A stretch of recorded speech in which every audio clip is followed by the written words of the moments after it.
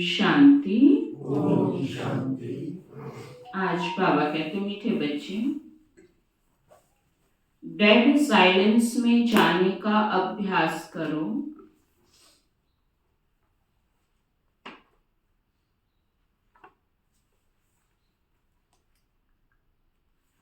बुद्धि बाप की तरफ रहे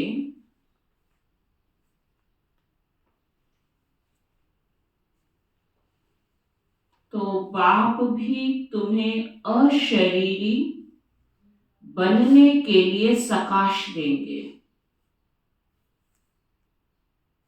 डेड साइलेंस में जाने का अभ्यास करो। बुद्धि बाप की तरफ रहे तो बाबा क्या करेंगे? तुम्हें अशरीरी बनने के लिए सकाश देंगे। प्रश्न है, तुम बच्चों को जब ज्ञान का तीसरा नेत्र मिलता है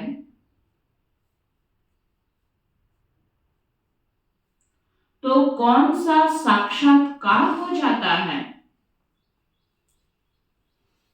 जब ज्ञान का तीसरा नेत्र मिलता है तो कौन सा साक्षात्कार हो जाता है?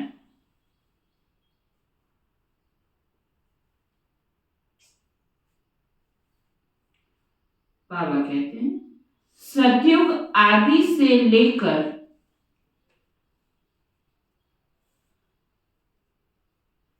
कलयुग अंत तक हम कैसे कैसे पाठ बजाते हैं।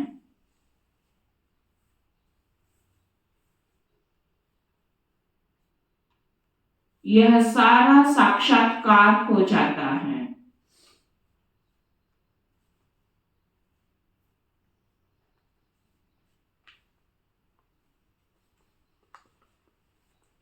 तुम सारे विश्व को आदि से अंत तक जान जाते हो।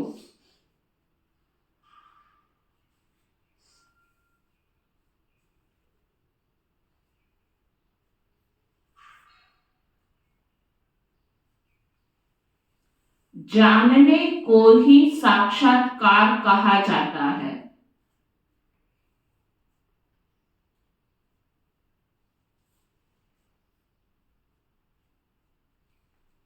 अभी तुम समझते हो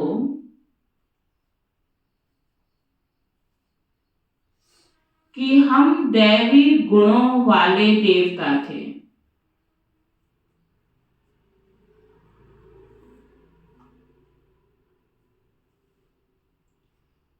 आसुरी गुण वाले बने।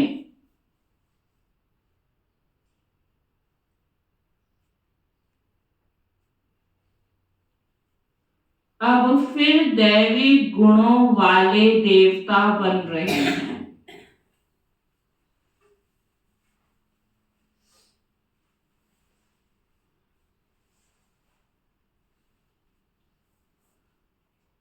अभी हम नई दुनिया नए घर में जाएंगे।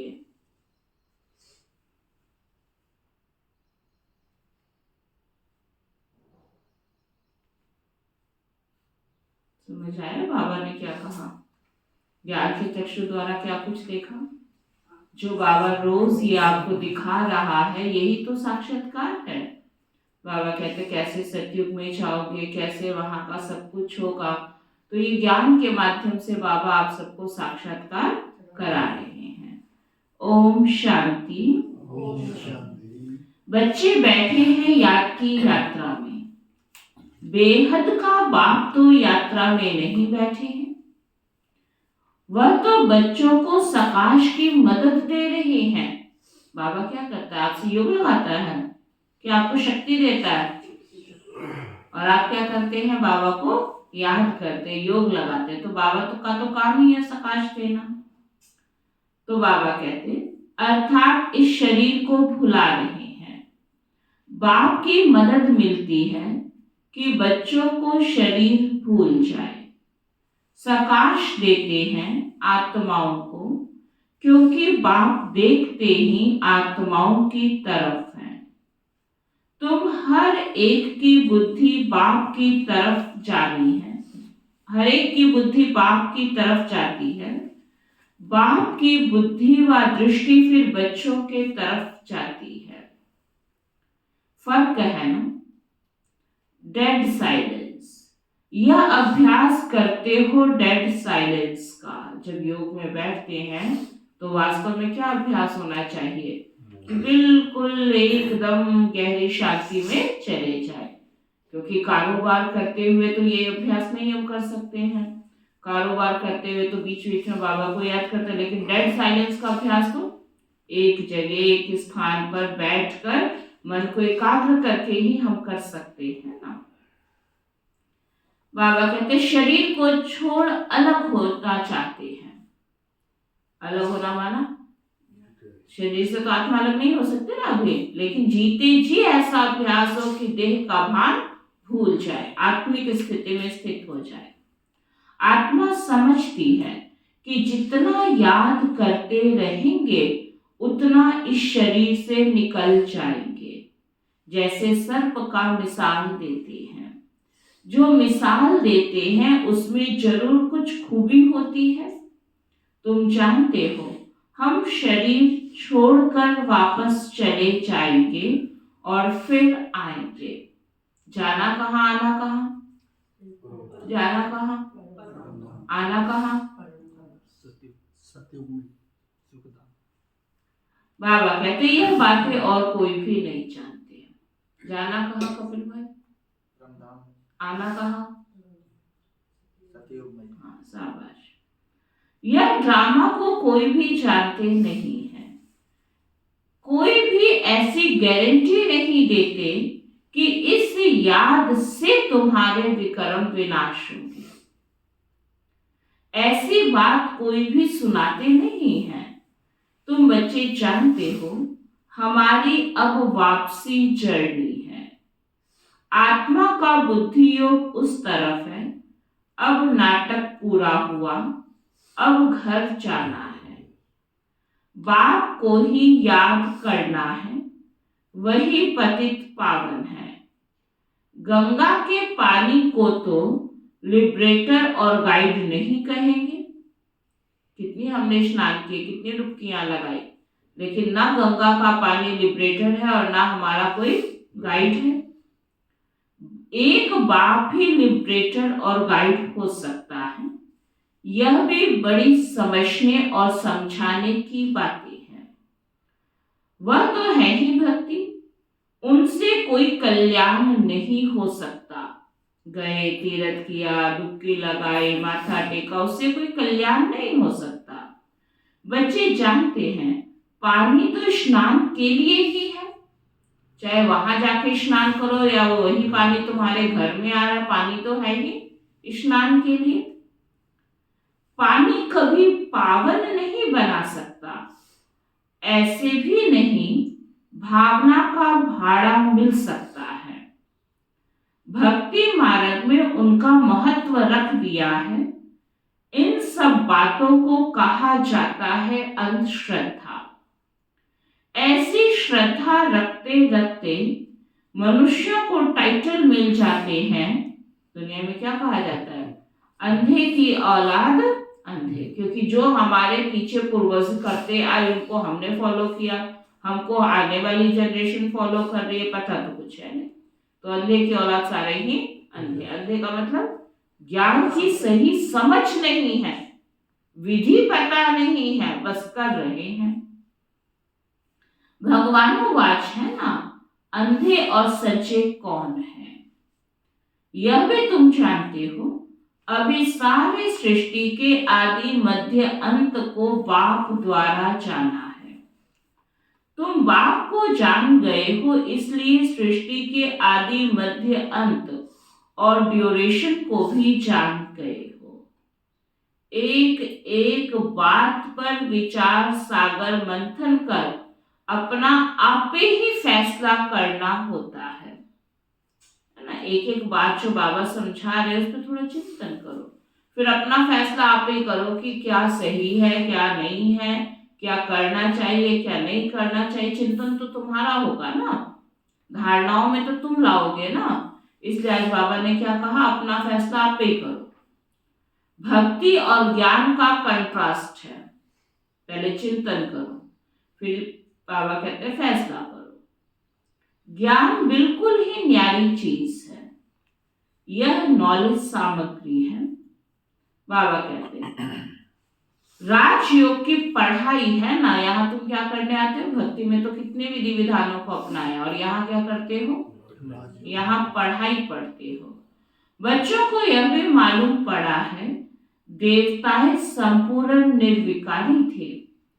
रचता बाप ही बैठ अपना परिचय भी देते हैं, वह है परम आत्मा। परम आत्मा को ही परमात्मा कहते हैं। अंग्रेजी में सुप्रीम सोल कहा जाता है। सोल अर्थात आत्मा। बाप की आत्मा कोई बड़ी नहीं होती है, तुम भी आत्मा हो, शिव बाबा भी एक आत्मा है, परंतु वो परम पवित्र है, इसलिए उसको परमात्मा कहते हैं। तो कोई साइज में बड़ा नहीं होता है। बाप की आत्मा भी ऐसे ही है जैसे तुम बच्चों की। ऐसे नहीं बच्चे छोटे बाप बड़ा है, नहीं, वह सुप्रीम नॉलेजफुल बाप बहुत प्यार से बच्चों को समझाते रहते हैं।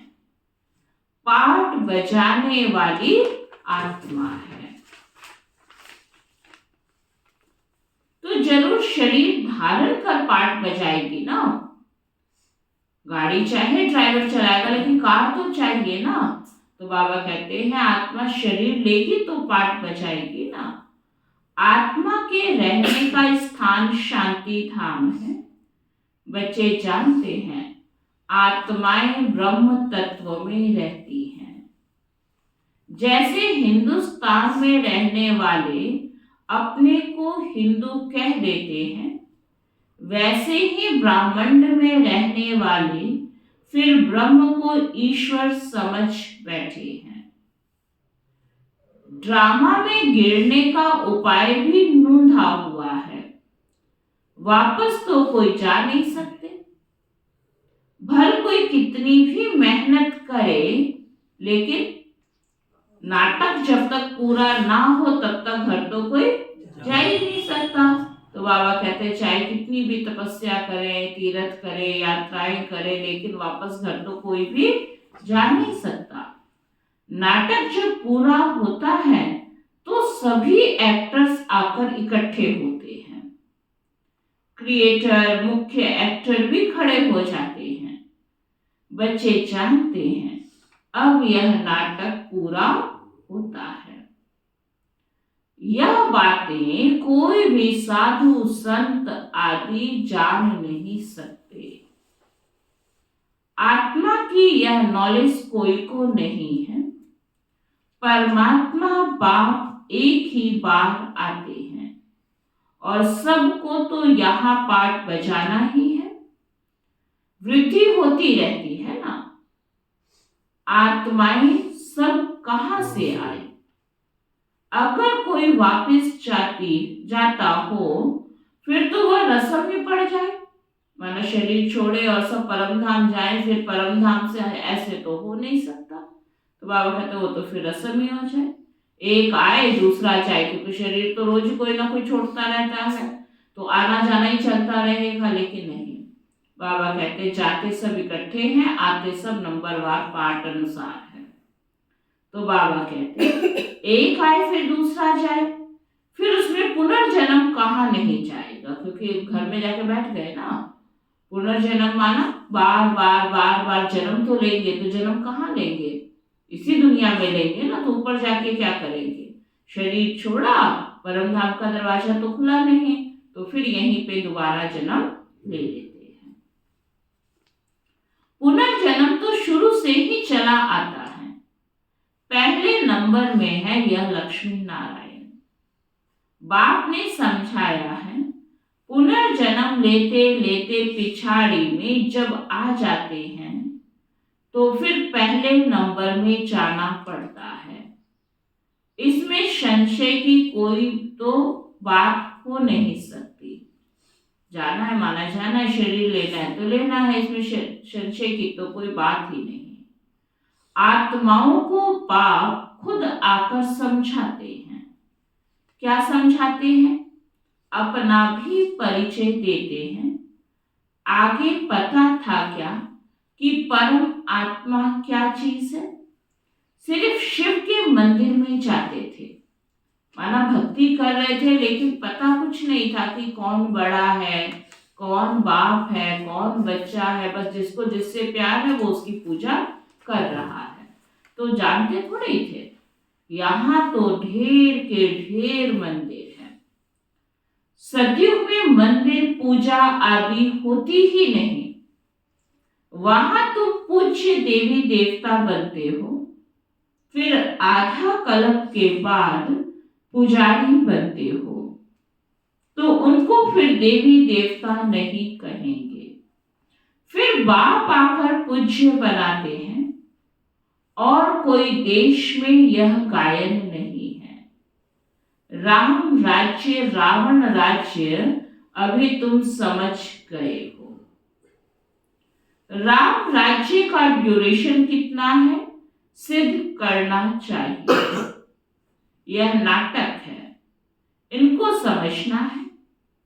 ऊंच ते ऊंच बाप है, वह भी नॉलेजफुल है।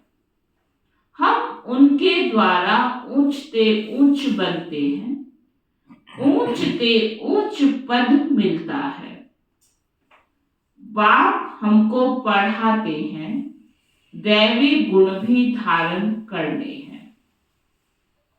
बच्चे वर्णन करते हैं, आप ऐसे हैं और हम ऐसे हैं, है ना बाबा, आप तो ज्ञान के सागर शांति के सागर हो, ये हो वो, और हम ऐसे हैं। इस समय तुम जानते हो हमको इन जैसा संपूर्ण निर्विकारी बनना है। बाप को याद करने के सिवाय और कोई उपाय नहीं। अगर कोई जानता हो तो बताए। माना देवता जैसा आपको कोई बना सकता है? अगर किसी को देवता बनाने का उपाय पता हो तो दुनिया में बताएं। तो बाबा कहते कोई बता ही नहीं सकता। ऐसे थोड़े ही कहेंगे कि ब्रह्म व तत्व निर्विकारी है। नहीं, आत्मा निर्विकारी है। घर तो घर ही रहेगा ना, वो तो विकारी निर्विकारी नहीं बनता। घर में रहने वाले विकारी निर्विकारी बनते हैं। तो बाबा कहते ब्रह्म तत्व तो ब्रह्म तत्व ही है, परम धाम तो परम धाम ही है, लेकिन उसमें कौन रहती है? आत्मा, तो वो निर्विकारी बनती है। ब्रह्म व तत्व को आत्मा नहीं कहा जाता है, वह तो रहने का स्थान है। बच्चों को समझाया जाता है, आत्मा में ही बुद्धि है। वह जब तमो प्रधान बन जाती है तो बेसमझ बन जाती है। समझदार और बेसमझ है ना। तुम्हारी बुद्धि कितनी स्वच्छ बनती और फिर मलेच्छ हो जाती है। तुम्हें प्योरिटी और इम्प्योरिटी के कंट्रास्ट का मालूम पड़ता है। इम्प्योर आत्मा वापस जा नहीं सकती। अब अपवित्र से पवित्र कैसे बने, उसके लिए रड़ी मारते रहते हैं। यह भी ड्रामा में नूत है। अभी तुम जानते हो यह है संगम युग। बाप एक ही बार आते हैं ले जाने के लिए। सब तो नई दुनिया में नहीं जाते हैं। जिनका पाठ नहीं वह कहाँ रहेंगे? सब नहीं जाएंगे तो बाकी कहाँ रहेंगे? परम धाम में। तो बाबा कहते जिनका पाठ नहीं वह शांति धाम में रहते हैं। इसलिए चित्रों में भी दिखाया है। बाकी और जो भी चित्र आदि हैं वह सब है भक्ति मार्ग के। अपने ज्ञान के चित्र में दिखाया ना, सब आत्माएं पहले कहाँ जाएंगी? परम धाम। फिर जो सतयुग की आत्माएं हैं केवल वो पहले परम धाम से नीचे एंट्री होती हैं, फिर धीरे धीरे नंबरवार सब आती हैं। तो बाबा कहते हैं लेकिन दुनिया में भक्ति मार्ग में ऐसे चित्र नहीं है। यह है ज्ञान मार्ग के, जिससे समझाया जाता है सृष्टि का चक्र कैसे फिरता है, हम कैसे नीचे उतरते हैं। 14 कला से 12 कला होती है। अभी फिर कोई कला नहीं रही है, नंबरवार तो है ना। एक्टर भी नंबरवार होते हैं। कोई का पगार 1000 है, कोई का 1500 है और कोई का 100। तो कितना फर्क हो गया? कहाँ 1000 ले, कोई 1500 ले, कोई 100 रुपया ले, तो अंतर क्यों हुआ? सबको एक जैसी तनख्वाह क्यों नहीं मिली? पाठ तो सारे बजा रहे हो ना, लेकिन पाठ बजा कैसा रहे हो उसके हिसाब से ही तो पैसा हुआ है ना। कोई का साधारण पाठ है तो कम तनख्वाह है, किसी का अच्छा पाठ है तो ज्यादा तनख्वाह है। तो बाबा कहते हैं कितना फर्क हो गया? तो जरूर पाठ में फर्क हुआ, उनके पैसों में फर्क हुआ, तो जरूर पढ़ाई में भी फिर फर्क होगा। जो पढ़ा लिखा होगा वही तो अच्छा पाठ बजाएगा, जो अनपढ़ होगा वो अनपढ़ वाला पाठ बजाएगा। तो बाबा कहते फिर पढ़ाई में भी कितना रात दिन का फर्क है।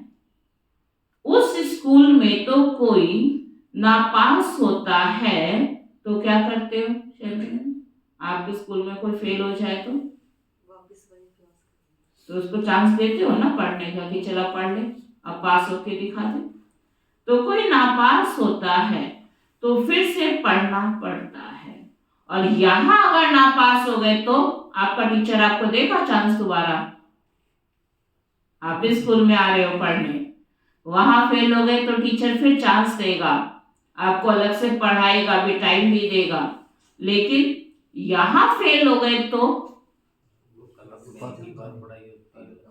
फिर सोचो कि कितना टेंशन से ये पढ़ाई पढ़नी पड़े। जैसे दुनिया में कुछ एग्जाम्स ऐसे होते हैं जो लाइफ में एक ही बार दे सकते हैं, दोबारा नहीं दे सकते हैं। तो फिर क्या करते हैं? पहले तो उसमें सिलेक्शन ही नहीं होती और हो जाए तो बहुत अटेंशन रखना पड़ता है क्योंकि दोबारा नहीं वो दे सकते हैं। तो बाबा भी कहते हैं यहाँ तो फिर पढ़ने की कोई बात ही नहीं रहेगी। फेल हो गए तो हो गए, फिर तो आगे पाठ मूंधा जाएगा, दोबारा नहीं पढ़ सकते। पद कम हो पड़ता है, फेल वालों का तो पद कम ही होगा ना। फिर कभी पढ़ाई होगी ही नहीं, चांस नहीं। अगर होती हो तो बाबा शायद दोबारा एडमिशन भी दे दे तुम्हें, लेकिन होगी ही नहीं पढ़ाई तो तुम्हें दोबारा चांस कैसे मिलेगा? एक बार ही पढ़ाई होती है। बाप भी एक बार आते हैं, बच्चे भी जानते हैं पहले पहले एक ही राजधानी थी। यह तुम किसको भी समझाएंगे तो मानेंगे। क्रिश्चियन लोग साइंस में भी बहुत तीखे हैं और सब उन्हों से ही सीखे हैं। उन्हों की ना तो इतनी पारस बुद्धि ना पत्थर बुद्धि होती है।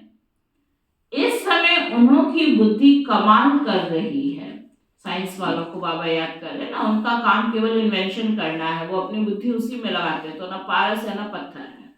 तो बाबा कहते हैं साइंस का प्रचार सारा इन क्रिश्चियन से निकला है, वो भी सुख के लिए ही है।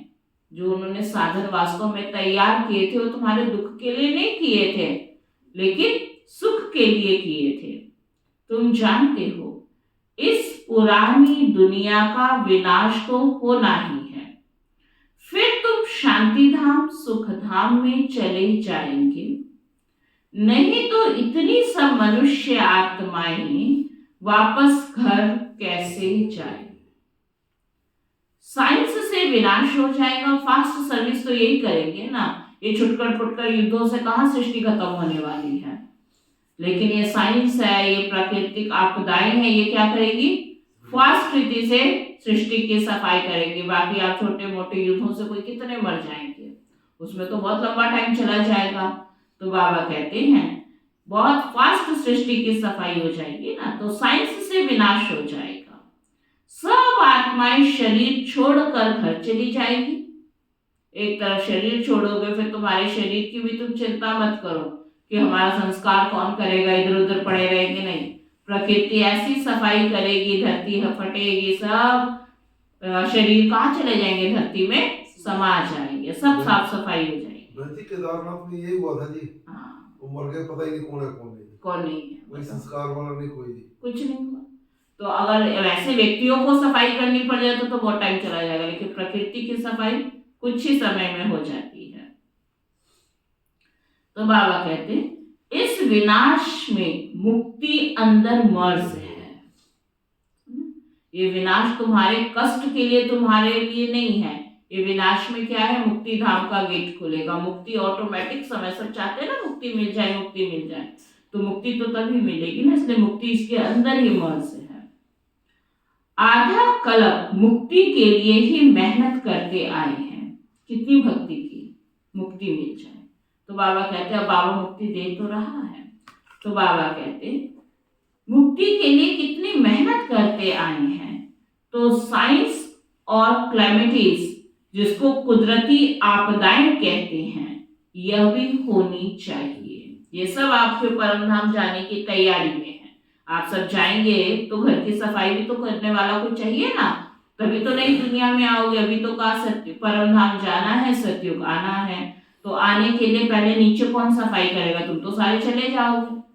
तो घर को साफ करना, धरती की सफाई करना, ये सब फिर कौन करेगा। तब तो बाबा कहते हैं प्रकृति तुम्हारे कौन बन जाते हैं, सेवाधारी बन जाते हैं। जैसे घर में नौकर ही सफाई करता है ना घर के, तो ये प्रकृति की सफाई, ये दुनिया की सफाई, ये प्रकृति के 5 तत्व आपके सेवाधारी बन जाएंगे। और इतनी प्रकृति इस धरती को साफ स्वच्छ बना देगी, जो भविष्य के होवनहार देवी देवताओं का धरती पर फिर जन्म होगा, और वो सुखदायी होंगे। तो प्रकृति बहुत खुश होगी कि हमारे ऊपर अब कौन राज्य करने आ रहे हैं। इतनी प्योर सोल पवित्र बनकर इस धरती पर अवतरित होंगे, तो प्रकृति इस धरती की सफाई भी कैसे करेगी। जैसे कोई अच्छा मेहमान आपके घर में आने वाला हो, है ना, आपके शहर में आने वाला हो, तो कैसे सजा देते हो, कैसे साफ सुथरा कर देते हो। तो ऐसे ही प्रकृति भी सारे धरती को इतना सुंदर सजा देगी कि अब भविष्य के देवता इस धरती पर आने वाले हैं। तो बाबा कहते हैं जिसको फिर कुदरती आपदाएं कहते हैं, यह भी होना चाहिए, समझना चाहिए। यह लड़ाई निमित्त बनती है मुक्ति धाम में ले जाने के लिए। वो लोग सोचते हैं बंद हो जाए, लेकिन ये होगा ही नहीं। क्यों? क्योंकि अब समय पूरा हुआ, अब तो घर जाना है। तो बाबा कहते हैं इतने सबको मुक्ति धाम में जाना है। तुमने भल कितनी भी मेहनत की, गुरु किए, हठ योग सीखे, कोई भी मुक्ति धाम में जा ना सके। इतने साइंस के गोले आदि तैयार हुए हैं, समझना चाहिए विनाश जरूर होगा। आज नहीं होगा, 6 महीने बाद हो जाएगा, साल बाद हो जाएगा, 2 साल बाद होगा, लेकिन होगा जरूर। इतने सब साधन किस लिए तैयार हुए हैं? तो तैयारी पहले होती है ना, तभी तो बाद में युद्ध शुरू होगा। नई दुनिया में तो जरूर बहुत थोड़े होंगे, इतनी आत्माएं नहीं होंगी। तो बाकी सब मुक्ति धाम में चले जाएंगे। जीवन मुक्ति में तो पढ़ाई की ताकत से आते हैं, सब नहीं आएंगे। कौन आएंगे? जिसने जितनी पढ़ाई की होगी उसकी ताकत से आते हैं। तुम अडोल अटल अखंड राज्य करते हो। यहाँ तो देखो सब खंडों के टुकड़े टुकड़े हैं। बाबा तुमको अटल अखंड सारे विश्व की राजधानी का मालिक बनाते हैं। बेहद के बाप का वर्षा है बेहद की बादशाही। यह वर्षा कब और किसने दिया? यह किसकी भी बुद्धि में नहीं आता है, सिर्फ तुम ही जानते हो। ज्ञान का तीसरा नेत्र आत्मा को मिला है। आत्मा ज्ञान स्वरूप बनती है, सो भी ज्ञान सागर बाप से ही बनना पड़े। बाप ही आकर रचता और रचना के आदि मध्य अंत का नॉलेज दे रहे हैं। है भी 1 सेकंड की बात। सेकंड में जीवन मुक्ति। बाकी सबको मुक्ति मिलती है, यह भी ड्रामा बना हुआ है। तुमको क्या मिलता है? जीवन मुक्ति, बाकी सबको मुक्ति। बाबा कहते हैं यह भी ड्रामा बना है। रावण के बंधन से सब मुक्त हो जाते हैं। वो लोग विश्व में शांति के लिए कितनी मेहनत करते हैं, यह सिर्फ तुम बच्चे ही जानते हो कि विश्व में और ब्रह्मांड में शांति कब होती है। ब्रह्मांड में शांति कहा जाता है, फिर विश्व में शांति और सुख दोनों रहते हैं। माना सतयुग में केवल शांति तो नहीं होगी ना, शांति और सुख दोनों का राज्य होगा, और परम धाम में केवल शांति ही शांति है। विश्व अलग है और ब्रह्मांड अलग है। वो परम धाम हो गया, वो नई दुनिया हो गई। यहाँ तो तुम केवल शांति में थोड़ी बैठे हो, शांति और सुख दोनों का रस लोगे, और परम धाम में शांति शांति। चांद सितारों से परे है ब्रह्मांड, वहां यह कुछ नहीं होता। उनको कहा ही जाता है साइलेंस वर्ल्ड। शरीर छोड़कर साइलेंस में चले जाएंगे। तुम बच्चों को वह भी याद है। तुम इस समय वहां जाने की तैयारी कर रहे हो, और कोई भी जानते नहीं। तुमको तैयारी कराई जाती है। बाकी यह लड़ाई तो कल्याणकारी है। सबका हिसाब किताब चुकतू होना है। डरने घबराने की जरूरत नहीं है। सबका हिसाब किताब बाबा कहते चुकतू होना है। सब पवित्र बन जाएंगे। योग अग्नि है। अग्नि में हर चीज पवित्र होती है। जैसे बाप ड्रामा के आदि मध्य अंत को जानते हैं, वैसे तुम एक्टर्स को भी ड्रामा के आदि मध्य अंत को जानना है। जानने को ही क्या कहा जाता है? साक्षात्कार कहा जाता है। अभी तुम्हारा ज्ञान का तीसरा नेत्र खुला है। बरोबर हम सारे विश्व को सतयुग आदि से कलयुग अंत तक पूरा जान चुके हैं।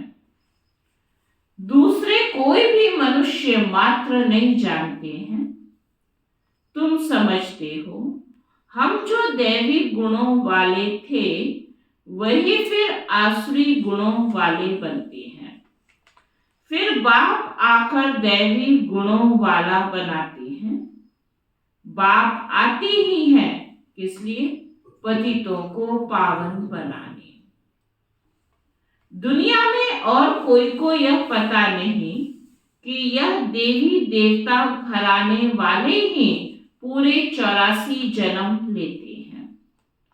पावन भी तो पतित ही बनते हैं। माना हम ही तो पावन थे और हम ही पतित बनते हैं। यह किसकी बुद्धि में नहीं है। अभी तुम समझते हो यह तो जड़ चित्र हैं। जो ये पावन देवी देवताओं के चित्र हैं, ये कभी थे लेकिन आज नहीं है। तो बाबा कहते यह तो हमारे जड़ चित्र हैं। एक्यूरेट फोटो तो उन्होंने निकाल ही नहीं सकते। सुना? जो हम लक्ष्मी नारायण की फोटो देखते, कैसे थे लक्ष्मी नारायण? आपने शक्ल देखी है? उस दुनिया में जब कोई था ही नहीं उस दुनिया का इस दुनिया में, तो कैसे फोटो निकले? हम श्री कृष्ण की फोटो बनाते हैं, क्या श्री कृष्ण जी ऐसे थे? नहीं। केवल एक मन में छवि बना के कि देवताएं कितने सुंदर होंगे, उस अनुसार भक्ति मार्ग वालों ने क्या किया? वैसी तस्वीर बना डाली। जब कृष्ण को देखा ही नहीं तो उसकी फोटो कैसे खींची? तो बाबा कहते हैं एक्यूरेट फोटो तो कोई उन्होंने निकाल ही ना सके। वह तो नेचुरल गोरे होंगे, कितने सुंदर होंगे। प्योर प्रकृति से शरीर भी प्योर बनते हैं। यहां तो इम्प्योर है। यह रंग बिरंगी दुनिया सतयुग में नहीं होगी। श्री कृष्ण को कहा जाता है श्याम सुंदर। सतयुग में है सुंदर और कलयुग में है श्याम। सतयुग से कलयुग में कैसे आते हैं तुमको नंबर 1 से लेकर मालूम पड़ा है कि कैसे सतयुग की सबसे नंबर 1 आत्मा पहले नीचे गिरी, फिर पीछे पीछे सारे गिरते चले आए। तो बाबा कहते कैसे नंबर 1 प्योर से कैसे श्याम बन जाते हैं। श्री कृष्ण तो गर्भ से निकला और उसको नाम मिला, माना माता से जन्म लिया ना, तो जब नाम जन्म लिया तो शरीर का नाम भी होगा। अब नाम तो जरूर चाहिए ना, तो तुम कहेंगे श्री कृष्ण की आत्मा सुंदर थी, फिर श्याम बनी, इसलिए श्याम सुंदर कहा जाता है। उनकी जन्म पत्री मिल गई तो सारे चक्र की मिल गई। कितना रहस्य भरा हुआ है जिसको तुम ही समझते हो और कोई नहीं जानते। तुमको अब नई दुनिया नए घर में जाना है। जो अच्छी रीति पढ़ाई पढ़ते हैं वही नई दुनिया में जाएंगे। बाबा है बेहद की सारी दुनिया का मालिक, सभी आत्माओं का बाप। बाप को मालिक कहा जाता है, यह पढ़ाई है। इसमें कोई संशय व प्रश्न नहीं उठ सकता। इसमें शास्त्रवाद करने की दरकार नहीं। एक टीचर सबसे ऊंचा, वह बैठ पढ़ाते हैं, वही सत्य है। जो शिव बाबा बता रहे हैं ना, उसमें बुद्धि चलाने की जरूरत नहीं है। बाप जो पढ़ा रहे हैं बस वही सत्य है। सत्य नारायण की सच्ची कथा शिक्षा के रूप में सुनाते हैं। ये कथा ही तो सुन रहे हो, लेकिन ये कथा नहीं, लेकिन ये शिक्षा है। अच्छा, मीठे मीठे सिक्की लगे बच्चों प्रति माता पिता बाप दादा का याद प्यार और गुड मॉर्निंग। रूहानी बाप की रूहानी बच्चों को नमस्ते। हम सब रूहानी बच्चों की रूहानी बाप दादा को दिल व जान सिकवा प्रेम से नमस्ते नमस्ते नमस्ते जी। धारणा के लिए सार है, अपने सब हिसाब किताब चुकतो कर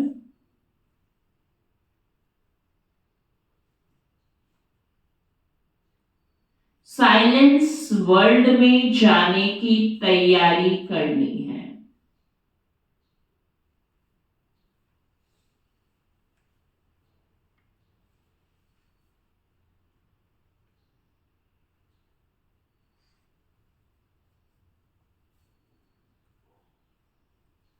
याद के बल से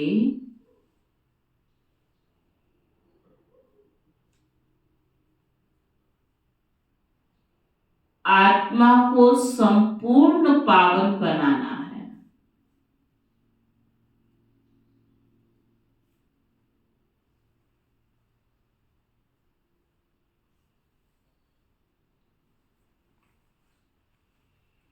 ज्ञान सागर के ज्ञान को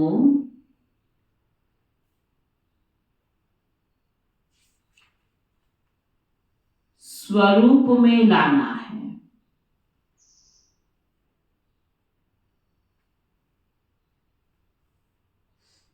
विचार सागर मंथन कर अपना फैसला आपे ही करना है। क्या राइट है क्या रॉन्ग है सबसे पूछते नहीं रहो, कुछ अपना बुद्धि का चिंतन करो। आप ही आपके अंदर से आवाज आएगी क्या करना है क्या नहीं करना है, क्या सही है क्या गलत है, आप ही करना है। जीवन मुक्ति में श्रेष्ठ पद प्राप्त करने के लिए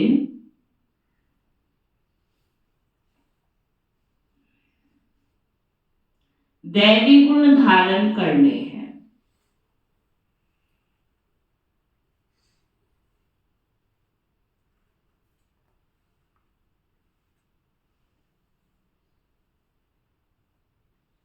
वरदान है। बाप के साथ रहते रहते उनके समान बनने वाले, सर्व आकर्षणों के प्रभाव से मुक्त भव। किसके साथ रहना है? बाबा के साथ रहते रहते उनके समान बनने वाले। जैसे जो व्यक्ति जिसके साथ दुनिया में भी रहता है तो धीरे धीरे आप देखेंगे कि उसमें उसका है ना, उसके सारे प्रभाव आने लगते हैं। उसके जैसा चलना, उसके जैसा बैठना, उसके जैसा बोलना, उसके जैसा देखना, तो साथ में कोई ना कोई संग का रंग लगता ही है। तो जितना आप बाबा के साथ रहोगे उतना क्या होगा, धीरे धीरे आपको इस दुनिया के आकर्षणों से आप मुक्त हो जाएंगे। जहां बाप की याद है अर्थात बाबा का साथ है, माना बाप का साथ है, वहां बॉडी कॉन्शियस की उत्पत्ति हो नहीं सकती। बाप के साथ व पास रहने वाले दुनिया के विकारी वाइब्रेशन अथवा आकर्षण के प्रभाव से दूर हो जाते हैं। ऐसे साथ रहने वाले साथ रहते रहते बाप समान बन जाते हैं। जैसे बाप ऊंचे से ऊंचा है, ऐसे बच्चों की स्थिति भी क्या हो जाती है, ऊंची बन जाती है। नीचे की कोई भी बातें उन पर अपना प्रभाव डाल नहीं सकती। स्लोगन है, मन और बुद्धि कंट्रोल में हो तो अशरीरी बनना सहज हो जाएगा। जब मन और बुद्धि दोनों ही कंट्रोल में होगी तो क्या होगा, अशरीरी बनना सहज हो जाएगा। आज का इशारा है, कभी व्यर्थ संकल्पों के हैमर से समस्या के पत्थर को तोड़ने में नहीं लगना। सुना क्या कहा बाबा ने?